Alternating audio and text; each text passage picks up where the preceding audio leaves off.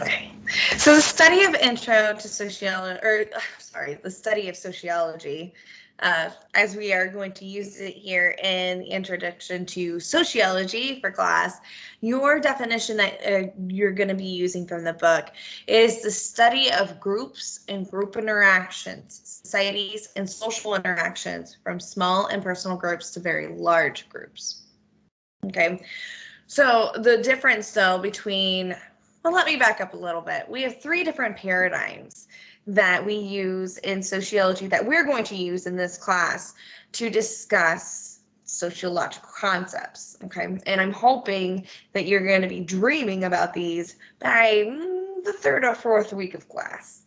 Okay, but these paradigms are, we have symbolic interactionism, which is our only like micro sociology concept that we're going to be really talking about, or sociological paradigm. So symbolic interactionism actually looks at the interaction between two different people, and it looks at the symbols and stuff and how society influences the interaction between those two people. And so we'll talk more about that. We'll talk about these paradigms in every single chapter. The second paradigm that we'll talk about is conflict theory. And this is more macro, but it's based on the idea of Karl Marx. And he said that the proletariat, which is the working class, was going to overthrow the bourgeoisie. And so this is kind of easy to remember when you say, oh, that's so bougie, right? That's a popular thing to say now, right? That's so bougie. Well, bougie really came from the term of bourgeoisie, which is the upper middle class that owned a lot of the businesses and things like that, and employed the lower middle or the lower working class back when Marx was making his studies and research. And he came up with conflict theory, saying that the proletariat would create a revolution and overthrow the bourgeoisie. And we'll definitely get more into that too. Okay. And then the third one is structural functionalism. Structural functionalism is our third paradigm. Again, we're going to get into all of these, and they are in your chapter 1. So we will go over that in week 2, much more hardcore. But right now, I really want you to get the idea of, and kind of practice, thinking of sociology and how it impacts your behaviors. But first, let me go into structural functionalism. Structural functionalism is like looking at society and as a machine. Okay. For example, I want you to think of a car. Okay, a car is made of very many parts. Even though we just like say a car, we think of all the parts as being one. But when you really break it down, you have like the wheels, you have the windshield, you have the steering wheel, you have seat belts, you have, the engine and gas, and all of these things that come together that have to work smoothly together in order for the car to work efficiently, right? But what if one thing breaks down? Like, let's say you get a flat tire. Is your car going to work as efficiently? No, you have to stop and fix that flat tire. Otherwise, you run the risk of ruining your rim or, wrecking or something like that. And so you have to stop and fix that. Well, structural functionalism kind of looks at society the same. It says that we all have these different functions and things like that within society, our own little purposes, but we all have to work together and run smoothly together in order to have effectively functioning society. And if something breaks down, then we move into this phase of disequilibrium, which we do not like as a society or as people in general and things like that. And so then we have to work hard to get back into equilibrium and, make things balanced and smooth again.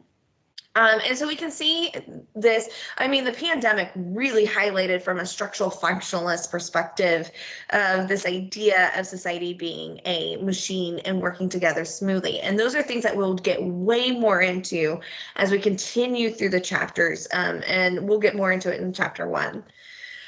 However, what I would like us to really focus on for this first week, okay, is I'm going to send you some links to YouTube videos that aren't mine, that I didn't make.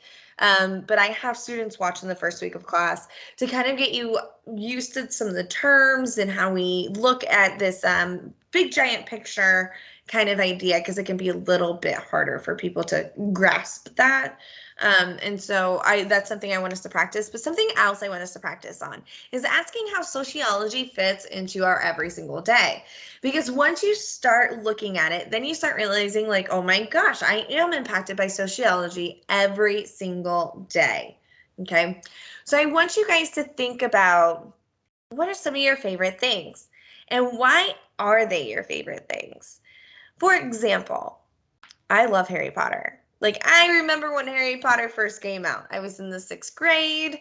Our librarian, we went in for library hour or whatever, and the librarian was super pumped about this new book, read the first chapter out loud to us, and I was like, yes. In fact, I was not the only one. Many of my classmates and my peers, we all got the Harry Potter books and read the Harry Potter books, like, basically together. And it was a lot of fun coming into class and be like, oh, did you read this part? And things like that. So here's a question, though. Did I decide to love Harry Potter? Or was I influenced to love Harry Potter? Good question, right? So let's break it down. And this is something that I want you to do. Okay, I just told you about how other people, me interacting with other people about Harry Potter, might have influenced why I liked it. For example, I had a librarian who came in super pumped about this book. And so then I became super pumped about this book. Not because I decided on my own, like, oh, yeah, this sounds like a great book, but because someone else told me it was going to be a great book and then was super excited about it. So that influenced how I was going to perceive my own first individual exposure to that book, because I was already expecting to really enjoy it. Okay, I'm an avid reader. I love reading books. You throw a good series at me and I am a happy camper. So Twilight came out when I was in college. I know, right? And so, I can't remember exactly what year, freshman, sophomore, maybe one of those years. Okay. And the movies came out when I was in college too. But anyways, or maybe it was published before I hit college. It just really I knew about it in college because I played soccer in college, and one of my teammates came in and was like, oh, this book, we love this book, great things. And I was like, I love to read too. I bet you I would love that book. And so I started reading it and I loved it. And then I watched the movies and I loved the movies and things like that. But guess what? A few years later, people were like, dude, these books are horrible. They're not good. Like, the writing in them are not great and things like that. And I was just like, I'm going to try and reread this book. And so I tried to reread the book, and guess what? I hate it. I can't get through it again. So why I loved it at first and then didn't like it at all, was I influenced by the interactions between my friends, and then influenced by the things I was being exposed to through the media and news and critics and things like that? Absolutely. Absolutely. Okay. So there is a video. It's a YouTube video that I am linking, and it's going to help you a little bit more with deciding and kind of breaking down if society actually influenced your likes. So I want you to pick something that's your favorite. Is it a favorite food? Is it a favorite band, or a favorite type of music, or a favorite song, a favorite outfit, a favorite, anything that is your favorite, that you're like, okay, this is me. I love this. This is totally me. Sorry, this is my daughter that you can hear running around. I want you to pick something, okay, just one thing, okay? And I want you to sit down and I want you to think about how it became your favorite. Was it just completely because of your preferences, or were you influenced by somebody or something else? And I want you to write about it. I want you to do just a small little paragraph, 5-6 sentences paragraph, and I want you to email that to me. Email it to me at cruggles@rio.edu, cruggles@rio.edu. My email is actually on the screen here. Okay, I want you to email me your experience with your favorite thing. Okay, and analyze it. Start looking at it from the sociological perspective of being influenced in this way. Okay. All right. And then part 2 of your assignment is I want you to watch those links because they are going to be super, super helpful, especially with looking at some of these different paradigms I've already explained, getting you ready for us to have a really awesome, good lecture week 2, but also kind of getting you to think about more of this, how I was actually influenced by society. And that's what I want you to start thinking of because almost all of our favorites are influenced by society. Okay. I'll give you another hint or another kind of example. I used to hate tomatoes. Hated tomatoes. Absolutely hated tomatoes. I didn't like the feel of them. I didn't like it when you bit into them. They're like squishy and ugh. And like the taste wasn't really that great to me. Like it was okay, but I was like, no, prefer not. No. So my entire life, pretty much. I mean, it was kind of bad when I was younger. I would scrape like pizza sauce off, but I would have ketchup and things like that. And I knew they were made from tomatoes, but it was just that sensation, like, ugh.